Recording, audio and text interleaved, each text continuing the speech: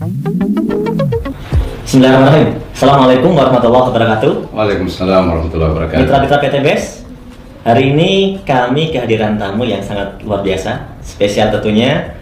Di depan saya ada salah satu dari tim konsultan Eco Farming. Beliau adalah Bapak Jamaluddin Al-Afghani. Selamat datang Pak Jamal. Terima kasih. Di kantor PTBes. Beliau selaku Widyaswara bidang pertanian organik di Kementerian Pertanian.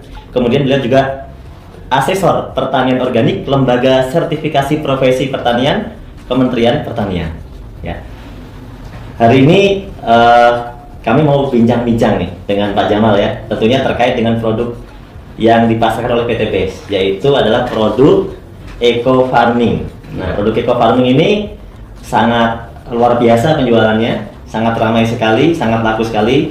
Namun tentunya banyak sekali mitra-mitra atau mungkin masyarakat yang sebenarnya belum paham betul seperti apa sih sebenarnya kinerja Eco Farming ini. Nah, yang pertama saya mau tanya, seperti apa sih Pak pupuk Eco Farming ini sebenarnya secara garis besar ya? Ya, baik Pak Nur, terima kasih. Jadi para sahabat sekalian, Eco Farming ini kebetulan kami sudah melakukan beberapa kali uji laboratorium terkait dengan kandungan-kandungannya. Jadi yang pertama tentu kalau yang sudah ada di kemasan, yang sudah sering kita lihat adalah ada kandungan C organiknya. Nah, C organik ini adalah merupakan salah satu bahan yang sangat vital dalam memperbaiki kualitas tanah ya. Jadi tanah yang baik itu diindikasikan dengan C organik yang semakin tinggi. Nah, saat ini kondisi tanah kita kenapa masuk dalam kategori kurus? Karena C organiknya rata-rata kurang dari 2%, bahkan saat ini menuju ke 1%. Nah, jadi ini adalah satu hal yang menggembirakan bagi kita bahwa ada satu produk kecil tetapi kadar C organiknya sangat luar biasa. Kemudian yang kedua ada kandungan N-nya, P-nya, K-nya, ya sekalipun dalam jumlah yang kecil, tapi ingat bahwa memang untuk bahan organik tidak ada NPK yang di atas 5 ya. Jadi kalau Mas Nur, kalau misalnya ada pupuk organik yang N-nya di atas 5, itu malah dipertanyakan, jangan-jangan pakai urea. Jadi secara peraturan memang nggak boleh. Nggak boleh. Meskipun di Kementerian Pertanian kita membolehkan N itu sampai di angka 6, tetapi kalau bicara di sertifikasi, rata-rata lembaga sertifikasi organik akan mencari ada apa sebenarnya kenapa sampai di atas 5, dan pada akhirnya rata-rata mereka tidak merekomendasikan bahwa itu produk organik. Jadi kalau organik murni jarang sekali kita dapatkan di atas 5. Nah, kemudian yang kedua, Pak Nur, ini yang luar biasa dari hasil uji kami bahwa di dalam pupuk ini ternyata mengandung mikroba yang luar biasa besar. Jadi kalau misalnya nilai NPK-nya kecil tetapi mikroba penambat nitrogen itu yang tinggi.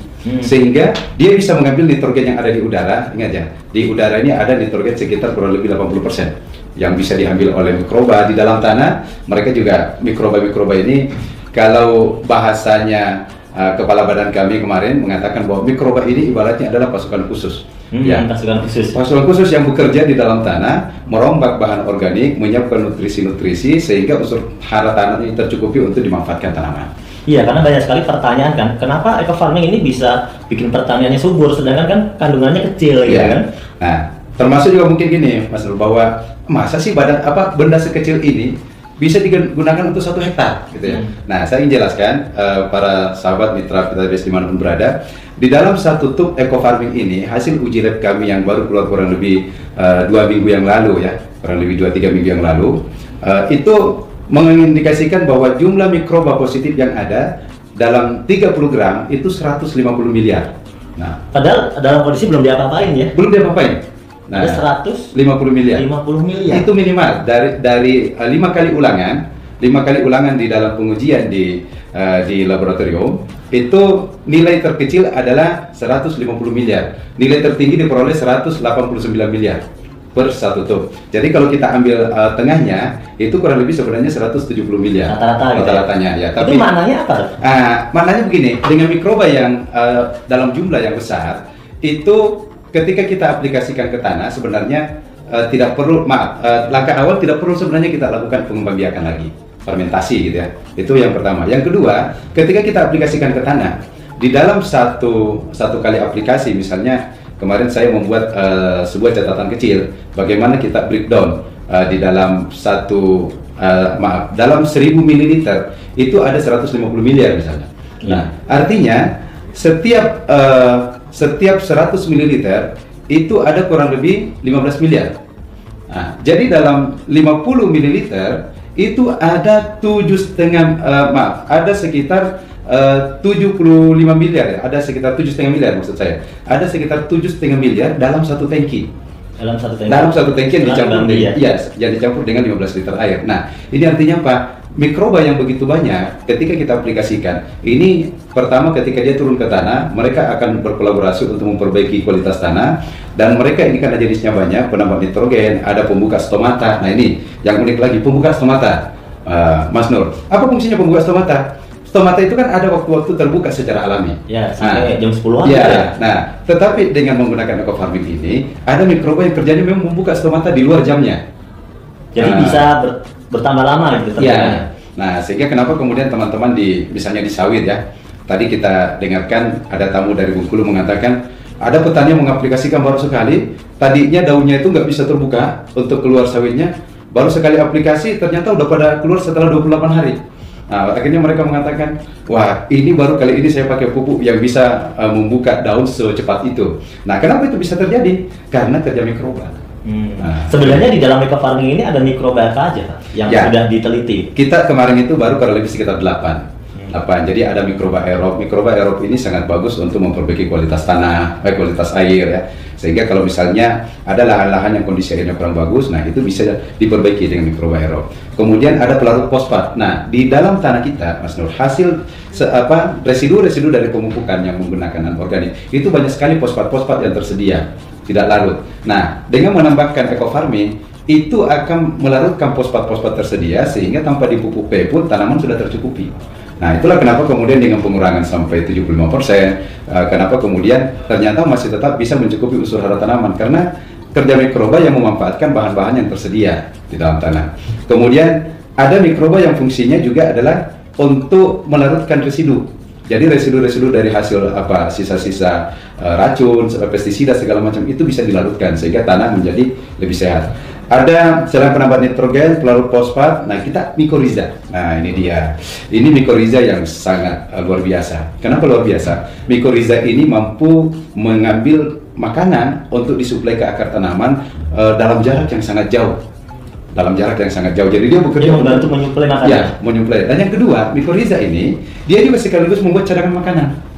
Nah, jadi kalau misalnya ada tanaman-tanaman yang kekeringan gitu ya, tidak tersuplai unsur hara dalam waktu air yang cukup misalnya, itu karena adanya cadangan makanan dari mikoriza sehingga dia masih tetap tahan. Nah, inilah kelebihannya sehingga kita mendengarkan banyak sekali dari teman-teman menyampaikan bahwa kenapa kok kekeringan tapi masih tetap hijau. Nah, itu salah satu fungsi hasil kerja dari mikoriza ini. Ya. Dan yang lainnya mungkin? Nah, jadi kita baru intinya begini. Kita baru mengidentifikasi mikroba ini kurang lebih sekitar 200 juta dari 150 miliar. Nah, sehingga baru diidentifikasi sebagian? Iya, baru sebagian. Dari 150 miliar ini, hasil uji kita baru kurang lebih 200 juta yang teridentifikasi. Artinya apa? Masih banyak mikroba-mikroba positif lain yang belum kita ketahui apa namanya, tetapi hasilnya sudah nampak kinerjanya. Nah, jadi begitu diaplikasikan ke tanaman, loh kok ini bagus. Nah, itu dia rupanya kolaborasi dari banyak mikroba ini memberikan pengaruh yang luar biasa untuk menyiapkan unsur hara dalam tanah. Pak Jamal, ini ada beberapa pertanyaan sebenarnya yang sering masuk. Di eco-farming ini kami kan ada beberapa kali ya dikeluarkan dengan kemasan yang berbeda-beda. Ya, ada yang dulu pertama seperti ini, ya. Kemasan masih agak kecil ya. Kemudian ada juga ya ini kemasan ini ya, nah ini terbitan November, diterbitan November ya. Kemudian ini Maret. Ya. Ini sekilas sama, tapi mungkin isinya beda keluaran gitu ya. Nah, pas waktu kita buka ada beberapa yang mendapatkan itu, nah berupa seperti ini, Pak Jamal. Ada yang keluar apa namanya ini? Warna putih ya. Keluar apa istilahnya? Cendawan atau apa ya? Berwarna putih. Ada yang di sini agak coklat gitu ya. Kemudian bahkan ada yang mengalami mungkin sudah sampai hitam gitu ya. Hitam kali ya ini. Nah, kira-kira bagaimana nih penjelasan tentang terkait ini? Ya. Baik, ini kalau kita lihat visual ya. Nah, ini visualnya agak bervariasi ya. Ada yang warna putih seperti ini. Nah, tetapi kalau teman-teman tidak bisa membedakan, yang paling gampang sebenarnya kalau dari hasil pengamatan yang saya lakukan dengan pupuk eco-farming ini, itu lebih mudah adalah coba dibuka dan cium. Kalau misalnya bau aslinya masih nampak ya, masih terasa ya, maka itu artinya bahwa ini mikroba yang positifnya masih sangat efektif. Kalau ini masih ya, bau ya? Ini masih nampak ya? Nah, coba bau kayak ramuan gitu. Ya. Nah, sekarang kita bandingkan dengan yang ini ya. Ya. Ini warnanya kayak hitam, ya, sudah campur hitam. Nah, hitam, ya. kayak gula merah ya. Nah, coba dicium. Saya yakin baunya pun akan terasa beda. Sudah mulai kayak apa ya? Sudah mulai agak kurang sedap. Kurang sedap. Nah. Hampir mirip terasi gitu ya. Ya. Nah, ini sahabat sekalian, ini cara mudah ya. Karena kalau misalnya teman-teman agak sulit membedakan ini apa namanya, ini apakah cendawan, apakah ini spora, ini apakah miselium ya. Nah, cukup dengan baunya saja sebenarnya. Nah, kalau yang masih baunya agak seperti apa ya, kayak jamu-jamuan ya, itu artinya masih bau aslinya, berarti mikroba masih sangat positif, masih aktif. Karena salah satu ciri dari adanya patogen yang masuk adalah dia mampu merubah bau sekalipun. Ya, patogen itu artinya bakteri negatif yang. Oh, jadi kalau yang baunya sudah berubah tadi, ya, itu indikasinya ada patogen? Indikasinya patogen. Nah, sekarang pertanyaannya, apakah yang patogen itu masih bisa nggak kita gunakan? Ya, jadi yang pertama, sahabat sekalian, pastikan kalau misalnya ada yang kena patogen, ini sudah tidak dianjurkan untuk langsung digunakan. Tidak boleh langsung digunakan? Tidak boleh langsung digunakan. Nah, artinya apa? Masih punya potensi untuk bisa digunakan. Tapi ada langkah, ya, ada langkah tambahan. Gitu. Ada tambahan yang harus kita lakukan. Nah, saya mungkin akan memberikan penjelasan sekilas. Ya, ingat bahwa ini sebenarnya empon-empon ini adalah media untuk mengikat mikroba sebagai rumah tinggalnya mikroba. Ya, di dalamnya patogennya kebetulan sudah dominan, tetapi bukan berarti bahwa tidak bisa kita manfaatkan. Bagaimana caranya? Ada cara yang kita lakukan adalah matikan patogennya. Matikan patogennya. Kita bunuh dia. Nah, caranya gimana? Nah, untuk membunuh patogennya, salah satu caranya adalah dengan melakukan pemanasan. Panaskan. Dipanaskan, ada bakteri positif juga kemungkinan akan ikut mati. Ikut mati. Tetapi ada bakteri-bakteri yang memang tahan dengan panas ya. Nah, untuk itu kalau kita ingin melarutkan mematikan patogen, pertama langkahnya tetap dilarutkan seperti biasa saja. Setelah itu rebus sampai mendidih. Nah, setelah selesai mendidih, kemudian dinginkan kembali, lalu kemudian ambil yang masih bagus. Setelah dingin ya? Setelah dingin. Ambil yang masih bagus, lalu kemudian tidak perlu banyak ya. Tidak perlu banyak, masukkan ya mungkin ke sekitar 1-2 gram saja. Karena dalam 1 gram ini mikrobanya macam-macam. Ada yang kurang lebih sampai 5 miliar per gram. Ya. 1 gram. Nah, jadi kita campurkan, nah mikroba inilah yang kemudian akan mengkondisikan kembali bakteri-bakteri tersebut akan berkembang. Berarti dibiarkan ya? Iya. Perlu nggak ditambahkan yang lainnya lagi selain ditambahkan pupuk baru? Ya, jadi selain pupuk baru, ini berlaku dia sistem dengan cara fermentasi. Oh, difermentasi. Difermentasi, ya. Khusus untuk yang kita matikan patogennya, karena potensi mikroba yang tadi 150 miliar itu sebagian besar kemungkinan juga akan ikut mati. Berarti bisa ditambahkan molasses? Ya, molasses, air. Ya, untuk air tebu, molasses dan lainnya kita hanya rekomendasikan maksimal 50 ml saja. 50 ml.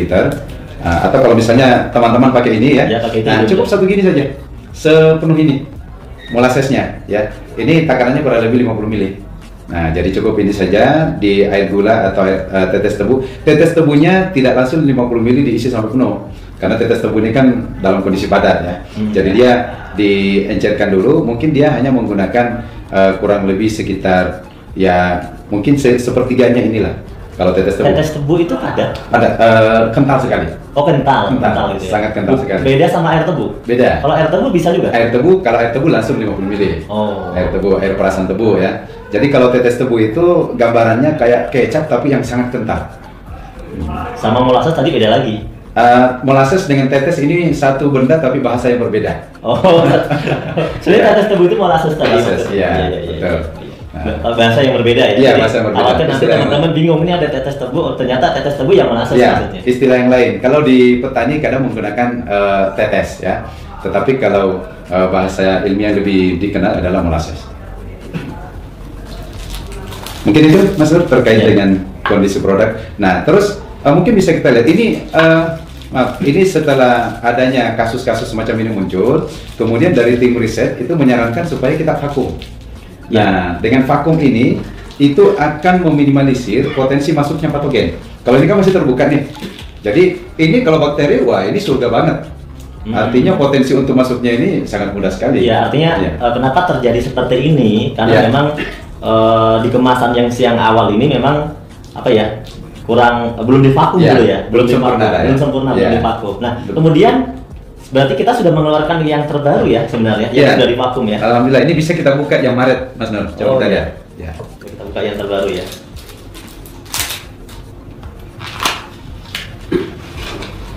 Nah, ini sepertinya yang terbaru ya. Ya. Nah, dia udah rapat ini ya, udah di wrapping, di vakum. Nah, coba kita bandingkan ya. Nah, ini dalam kondisi terbuka seperti ini, mikroba masuk. Mikroba masuk. Ya. Nah, bandingkan dengan ini atas bawahnya dalam kondisi rapat sekali. Ya, di sini sudah rapat. Jadi kemudian di wrapping lagi di atasnya ya. Jadi memang potensi bakteri-bakteri yang dari luar masuk itu sudah sangat minim sekali. Ya. Jadi kedap udara. Ya. Yang terpenting adalah kita tahu bahwa meskipun sudah terjadi seperti ini masih bisa digunakan. Masih bisa digunakan dengan langkah tadi ya, dimatikan patogennya. Betul. Ya, kemudian difermentasi. Fermentasi ulang sudah bisa digunakan lagi. Dengan memberikan tambahan dari eco farming yang masih bagus. Yang masih bagus ya. Karena kita memindahkan mikrobanya ke situ untuk dikembangbiakan. Iya. Nah, kemudian ini kan memang ada beberapa versi ya. Ini juga dulu masih seperti ini. Kita mau coba ya. Boleh. Coba kita buka lah biar teman-teman tahu. Ini kemasan yang lama ya, yang masih kecil. Wah, ini udah, kalau yang lama udah putih. Iya. Ini kayak keluaran pertama ya dulu. Eco farming keluaran pertama. Yang waktu itu dia seperti ini nih. Nah, coba dicoba Mas Nur. Oh iya, kita tes ya. Meskipun dia udah lama, tapi kalau ternyata baunya masih enak. Masih bau. Ini tadi masih jamu-jamuannya sangat dominan. Setengah-setengah ini. udah sepertinya udah ada. Masih. Ini masih. Nah, memang ada campuran bau apek ya. Iya. Nah, tapi masih tercium bau apa namanya tadi? Jamu-jamuannya masih. Ya. Oke Pak Jamal, ini semoga ini dapat menjadi pengetahuan baru buat teman-teman mitra-mitra yang sekarang sedang bergerak di lapangan ya. Jadi supaya jangan sampai produk yang seperti ini dimubazirkan. Iya, sayang sekali ya. Jadi ini tetap bisa digunakan, tapi kita tahu bahwa problem ini terjadi karena kemasannya dulu belum divakum. Ya, dan itu sekarang sudah kita perbaiki, yaitu dengan divakum, dan insya Allah ini menjadi solusi dan tidak akan cepat muncul cendawannya, atau mungkin tidak akan dimasuki oleh patogen gitu ya.